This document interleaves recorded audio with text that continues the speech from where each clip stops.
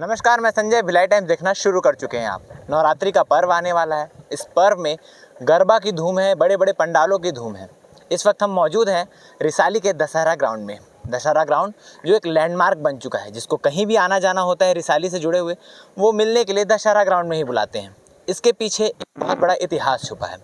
आदर्श सांस्कृतिक एवं क्रीड़ा मंडल, ये वो संस्था है, ये वो ग्रुप है जो यहाँ कई सारे आयोजन कराती है, चाहे वो दुर्गा पूजा के हो, दशहरा के हो, पोला के हो या अन्य। उनके संस्थापक, उन कमेटी के मेंबर यहाँ मौजूद हैं।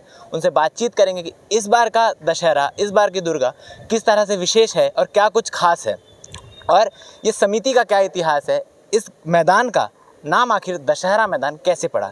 इन सारे विषयों में बात करेंगे। आइए इनसे ही जानते हैं कि क्या कुछ खास है।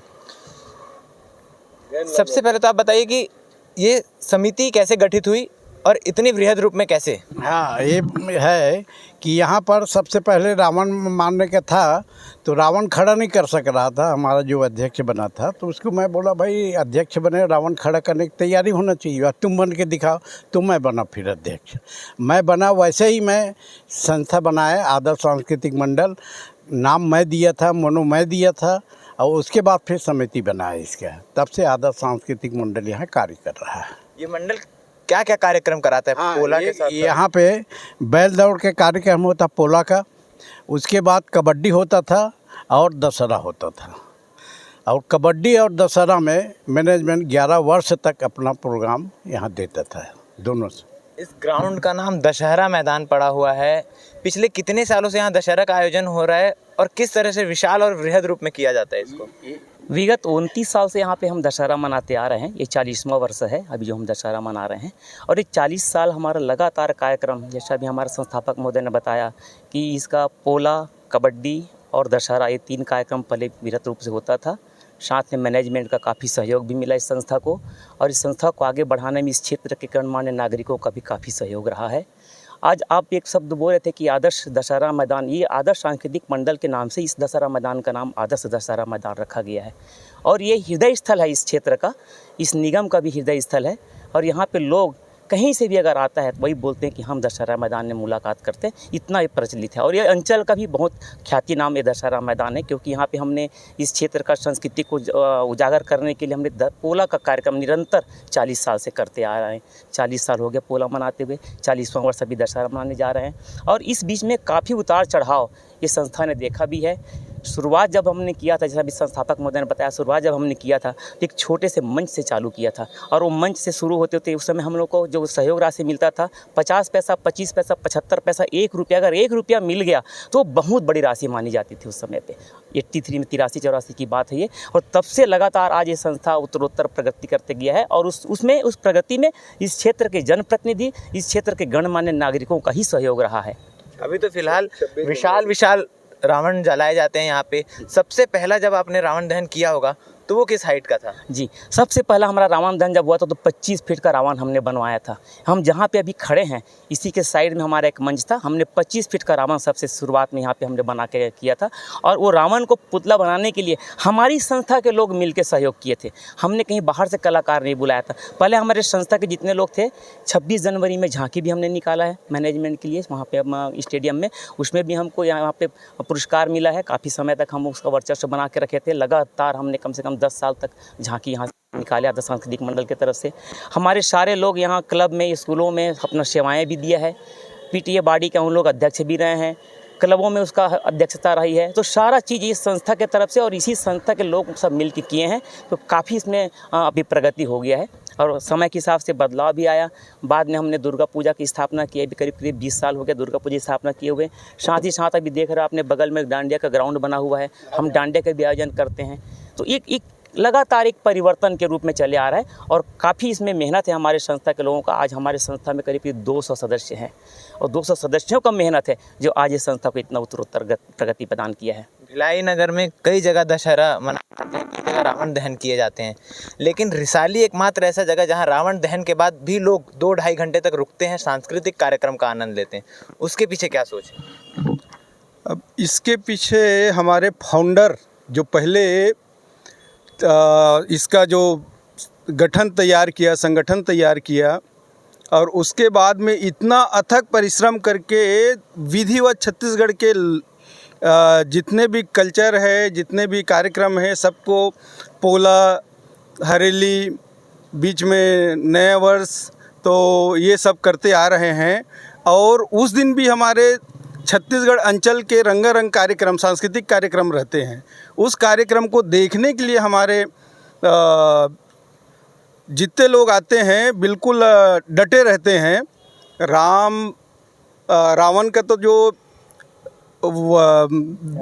दहन करते हैं वो है ही, उसके अलावा सांस्कृतिक कार्यक्रम यहाँ बहुत बड़ा रहता है और बहुत लाखों की संख्या में यहाँ उपस्थिति रहते हैं। ये सब हमारे जो ये वरिष्ठ जन जो शुरू से मेहनत करते आए हैं, आज भी इतना सुबह से, मैं अब ये 8 साढ़े 8 बजे से निकल गया था संपर्क करने के लिए, तो इसका परिणाम है यहाँ ज़्यादा से ज़्यादा देर तक रुके रहते हैं। बहुत ही मेहनत करते हैं हमारे वरिष्ठ जन सभी। दशहरा का आयोजन तो भव्य होता ही है, इसके साथ साथ गरबा भी कहीं पीछे नहीं है। यह बताएंगे कि शहर में गरबा दशहरा मैदान का बहुत प्रचलित है, बहुत लोग आते हैं, दूर दूर से लोग आते हैं, इतनी भीड़ होती है करने के लिए स्थान नहीं होता, तो उसके पीछे क्या कारण है और किस तरीके से आयोजन करते हैं आप लोग? आदर्श सांस्कृतिक मंडल आज 40 वर्ष से यहाँ पर आयोजन कर रहा है। गरबा तो 10 वर्षों से करीब गरबा भी का आयोजन हो रहा है। बहुत भव्य रूप में गरबा का आयोजन किया जाता है, जिसका फ़ायदा हमें मिलता है। अभी हमारी संस्था में सारे लोग सीनियर हो चुके हैं, आज हम लोग जुड़े हैं, मनीष भाई भी आज जुड़े हैं, बहुत सारी युवा टीम भी इसमें जुड़ते जा रही है धीरे धीरे, और इन्हीं का ही आशीर्वाद है कि इतना भव्य गरबा हम लोग कर पाते हैं हर साल। इस बार दुर्गा पूजा में किस तरह से विशेषता रहेगी, क्या कुछ खास रहेगा, क्योंकि यहाँ के झूले भी प्रचलित हैं, यहाँ के गरबा भी प्रचलित है, और क्या आप लोग की तरफ से मेहनत की जा रही है इसको विशेष बनाने में? विशेष बनाने में इस बार जो हमने डीजे बुक किया है वो भी बहुत भव्य रूप में, लाइटिंग वाइटिंग की व्यवस्था भी अच्छी कराई है और पहले से बहुत अच्छा रिस्पांस हमको मिल रहा है। मैदान में पहले उतनी लाइटिंग नहीं थी जितनी आज हमको देखने को मिल रही है, तो ये कहीं ना कहीं आदर्श सांस्कृतिक मंडल की मेहनत का ही फल है। और माता रानी हो गई, पंडाल में भी बहुत सारे चेंजेस हुए हैं, तो ये कहीं ना कहीं आदर्श सांस्कृतिक मंडल का ही मेहनत है जो आज इतना भव्य रूप में ये दशहरा मैदान में ये आयोजन किया जा रहा है। और भी सीनियर्स हमारे साथ मौजूद हैं जो इस मंडल के हैं, उनसे भी बातचीत करेंगे। जब आपने इसकी स्थापना की, मतलब आप लोग यहाँ थे, तो क्या सोच के साथ आपने शुरुआत किया था ये मंडल के? हम लोग इसलिए किया था कि यहाँ का जनता, उनके लिए जो लोग बाहर जाते हैं, तो यहाँ हम लोग ये किए कि भी दशहरा मैदान यहीं पर दशहरा भी मनाया जाए, पोला भी मनाया जाए और दुर्गा माँ का भी यहाँ पर किया जाए। आगे और भी प्लानिंग है हमारा, कुछ और करेंगे हम लोग। और चालू किया हमको भी, हम जोड़े को 35 साल के आसपास हो गया है सेवा करते हुए। हम लोग यही चाह रहे हैं कि नगर निगम रिसाली का ये यहाँ पर जो है पूरा इसी दशहरे मैदान के अंदर में यहीं के यहाँ प्रोग्राम देखे और यहीं से जो सीनियर्स थे उन्होंने तो अपनी सारी मेहनत कर दी, इस ग्राउंड को नाम दे दिया।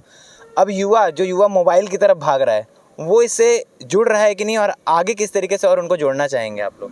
ये हमारे जो वरिष्ठ लोगों ने इस संस्था को जो खड़ा किए हैं, और हमारे छत्तीसगढ़ के जो मूल त्यौहार है जिसको आज के बच्चे, आज की जनरेशन लगभग नहीं के बराबर जानते, जैसे पोला क्या होता है, हरेली क्या होता है, और ये सब करते आ रहे हैं। हम चाहते हैं कि नए बच्चे लोग जाने।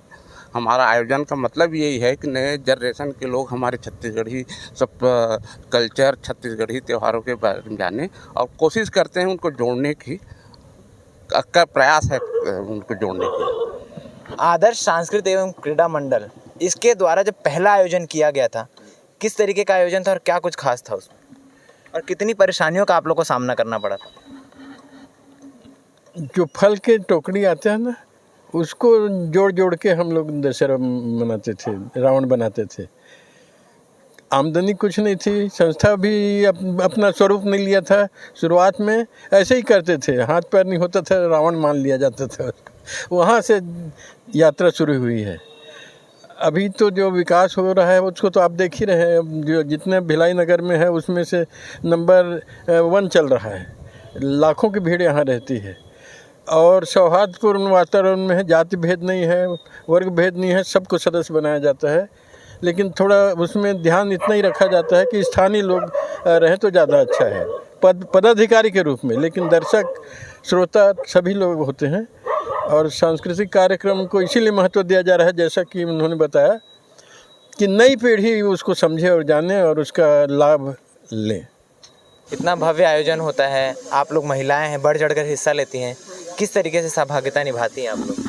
हम लोग आदर्श सांस्कृतिक मंडल में महिला टीम का बहुत योगदान रहता है। पूरा 9 दिन तक माता का सेवा करते हैं और पूरा घर घर जाके माता के लिए दान मांगते हैं, चंदा लेते हैं उसके लिए। और पोला के समय पूरा ठेठरी खुरमी का पूरा महिला ग्रुप को टीम को मिले रहता है, तो हम लोग सब लोग मिल के करते हैं। और दशहरा के दिन भी पूरा सहयोग रहता है महिला टीम का।